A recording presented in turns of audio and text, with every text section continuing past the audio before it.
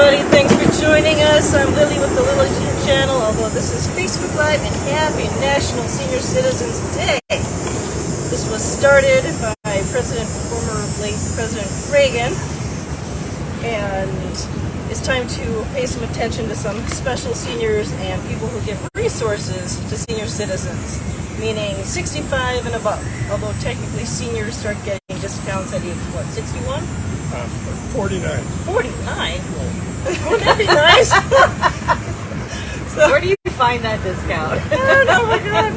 So I've got some guests here, our special senior citizen, Dr. Stuart Hanson, as well as Amy Miller, who is an aging concierge. That doesn't mean she's aging, it means she's a concierge to the aging. But we're all aging. And every time we hear a plane go by, we're going to be like, don't play, because a lot of planes are going by. We're at Park Shore condos, and this is meant to be both celebrational, informational, resourceful, etc. in probably about 20 minutes. So let's get started.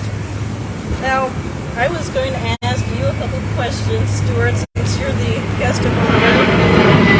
I was going to be asking you, do you remember what you did to celebrate turning 65? I had a glass of wine, and then the next morning I went to work. Well, that's a start. And that lasted for another 10 years. I like it. So no, we had a little gathering with a glass of wine, and seriously, I went to work the next day and kept working for another 10 years. You might want to tell them what your specialty has been, since you're the one who wrote A Senior's Guide for Living Well and Dying Well, Conversations That Matter. Well, I was a pulmonary medicine and critical care physician for an organization in the Twin Cities called Park Nicollet. And Park Nicollet had me there for 41 years. I was a practicing physician for 49 years. And in critical care, we did a lot of talking with families and patients if they were able, but mostly we had them sedated and with tubes and running in and out of different orifices.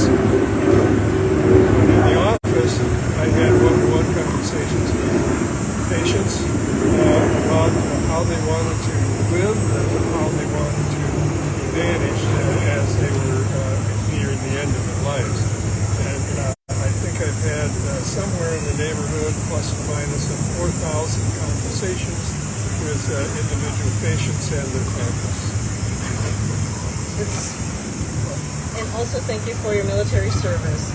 Navy veteran here. Military service, well, thank you for acknowledging that, and don't get me started on military service. I might not use the comment.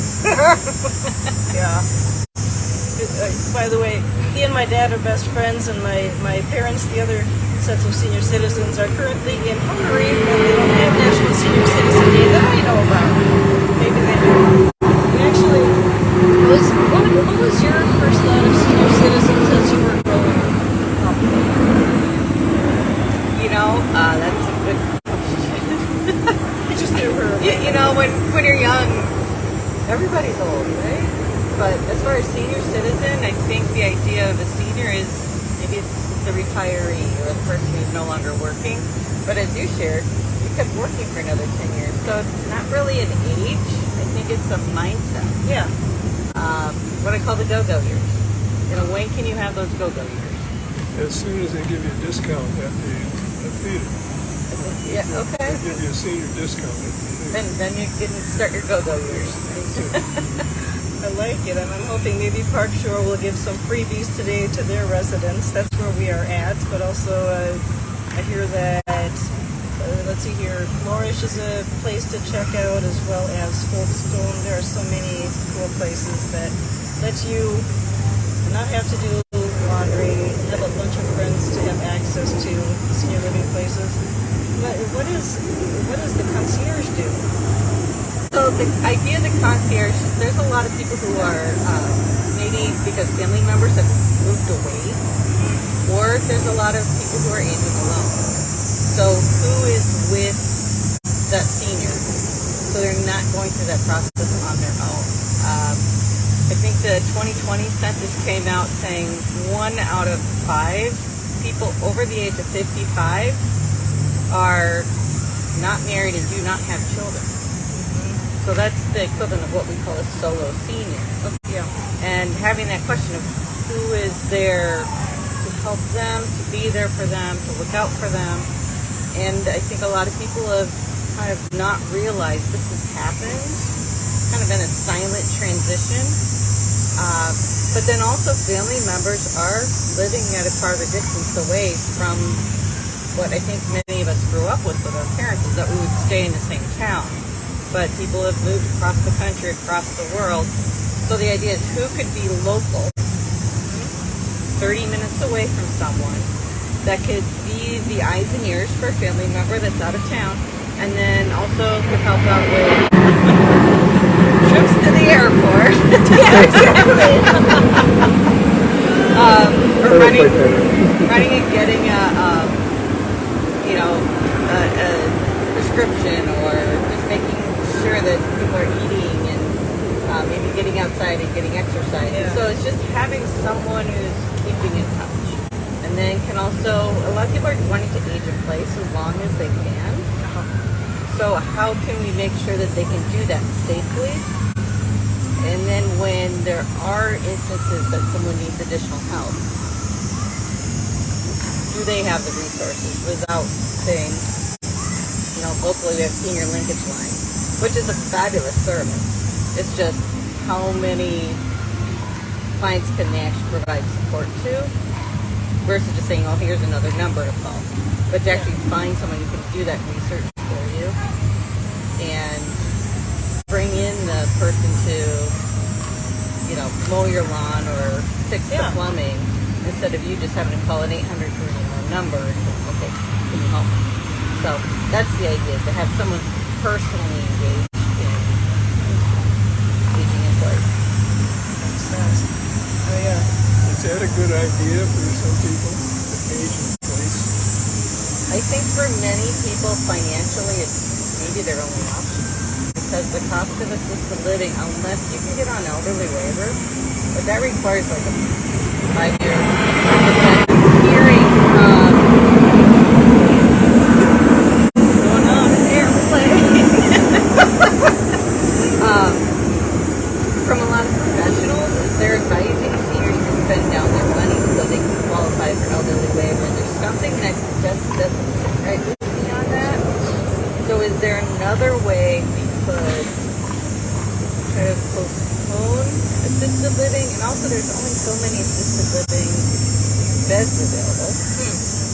And with 10,000, I'm hearing it's soon to be 12,000 people turning 65 every day, there's just not enough beds for people who need them. So if we can have people age in place as long as possible, what could that look like? What support services do we need for that? It just astounds me, the industry around being a senior. I had no idea how many specialties there are. I mean, even palliative care. I just attended a workshop on that. I didn't even know what the word meant until now. If I understood it correctly, it's like the last 28 years of your life to help you live better. Maybe you have a chronic condition. Does that sound accurate? I think so. To assist you in symptom control and lifestyle. Healthcare. Yeah, she won first place in the Midwest Independent Publishers Association. So make sure to check out his guidebook. It's a great reference tool to point you to who else you need to speak with, and questions to ask and discuss with your family while you're alive. What's important to you?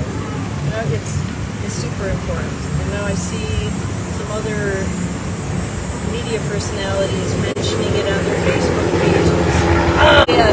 Have any questions, or can I give another question? No, we're good. Go ahead. And we appreciate you joining us for National Senior Citizens Day. Make sure if you're around one, give them some ice cream or something. Now, how was being a senior different from what you thought it was going to be like? I thought ahead, so I kind of planned what it was going to be like. In other words, I tried to be attentive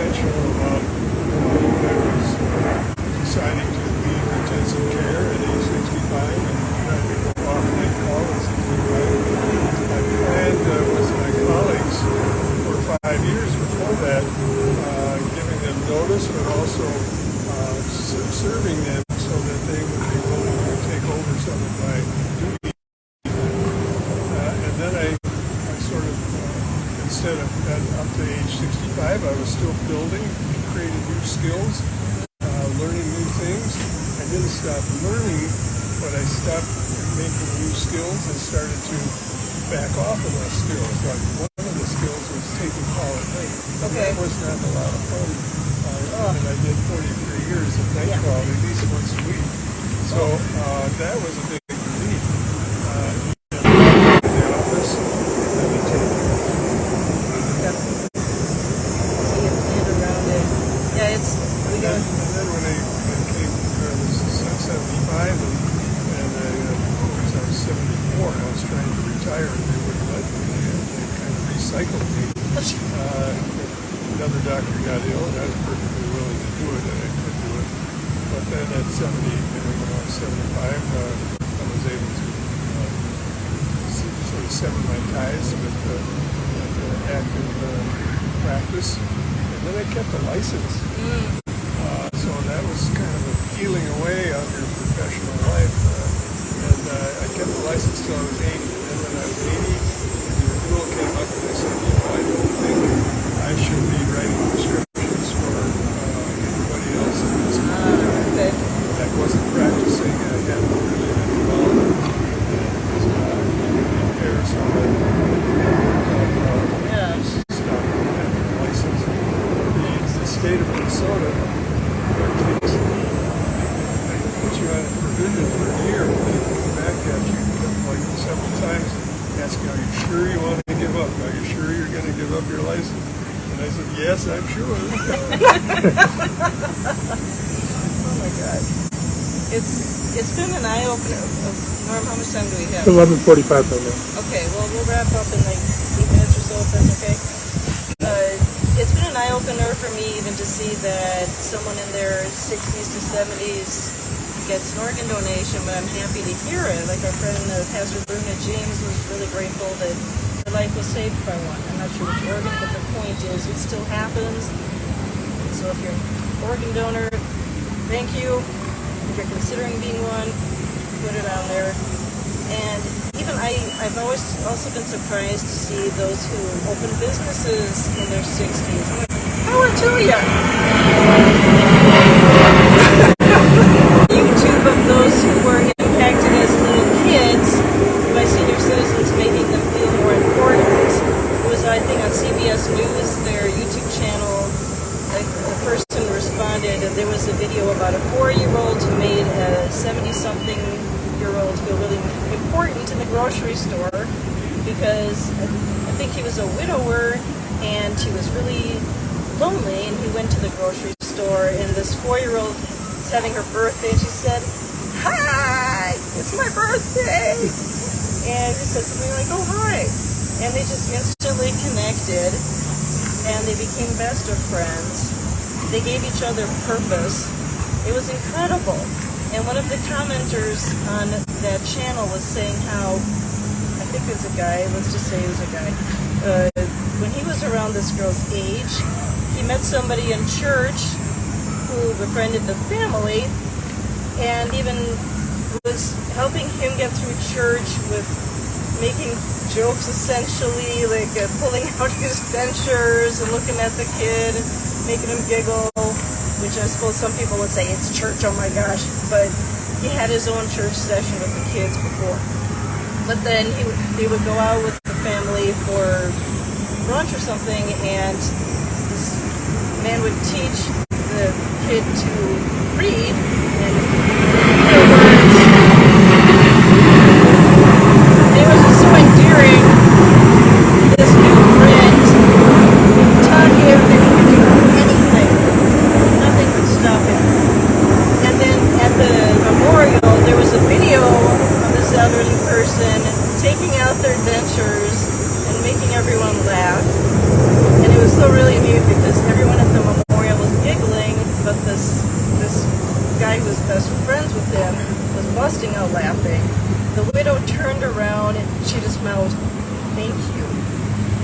And was just essentially the guy was taught that even in a serious moment, you can have some fun and some celebration. So it's just very impactful. The only other thing I personally wanted to say was that, well, maybe two things. That if you haven't heard of Next Level Networking, that's driven by two senior citizens. I think they both served in the military. I know you didn't want to hear that, but they've helped me a lot with my business. And Julie Nicola is incredible. She's a senior who is plugging away at being a virtual assistant. Where she has. This is awesome. Now, the other, as far as social, well, physical actually, any tips you've seen for making life easier? Well, I think there's two things that make, at least me, get up in the morning, and one is exercise. So get upright, I call it, and exercise first thing in the morning. And the second is be curious. Continue to be curious, and if you're curious, you'll continue to learn. So, I'm in my late 80s, and we finished the book last night on Charles Dickens and Prince, comparing the two lives of Prince, our musical genius. Yeah. Thank you all for joining us. If you have any tips or suggestions on getting older, happier, and getting even more out of your life, contact either one of us. I'll put our contact information below.